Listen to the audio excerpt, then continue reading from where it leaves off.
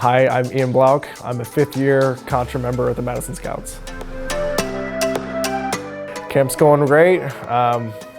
We're doing some music right now. We did some visual earlier. Got lots of new music over the past couple months that we're working on. And I'm hoping that we'll get some show details tonight at the meeting. So what I know about the show is that there's a lot of really fun music. The show in itself is it's titled in a way that it allows for just a general entertaining show. There's not really any specific concept, but it's supposed to just be a lot of fun, which I think caters towards the Madison tradition of just being entertaining. And for us, it's a throwback to a historic, iconic theater in the old Madison, Wisconsin area. The Majestic Theater, of which the show was named after, was the original vaudeville theater in the state. And the Madison Scouts, having been around since 1938, were always known as a musical corps. That drum corps that would allow you to come to the show and enjoy yourself so much that you could go home with a brown bag because we gave you that much extra. If you appreciate the Madison of old and want to see that, in the present time, you're really going to enjoy the show.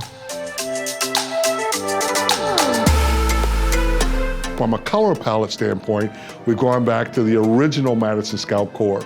So my uncles were drum majors of that first corps in 1938, and in those years we wore a tan uniform. So when you see the look of the Scouts this year, that's going back to that color palette. But updated, Greg Lagola has helped us put it together with Stanberry, and we're extremely proud and happy to work with them this upcoming year to change the palette of the corps. What's it like working with your helper? I think he's great. I've talked to him a couple times, but mostly I'm just checking out his sweet suits. He wears the coolest clothes. He's very stylish. I started with the Madison Scouts in 1962. And what happened was the Madison Scouts were looking for someone who had a history of it and knew it. And if you were to cut me, I'd bleed from here all the way back to Chicago. So I volunteered and said, look, I would like to step up and be given another chance to help revive it. We are going to do our best to give you who we are. There should be no doubt after watching our show 4 or 5 times, because I think you're going to have to watch it that many times to digest it all. You're going to know who we are.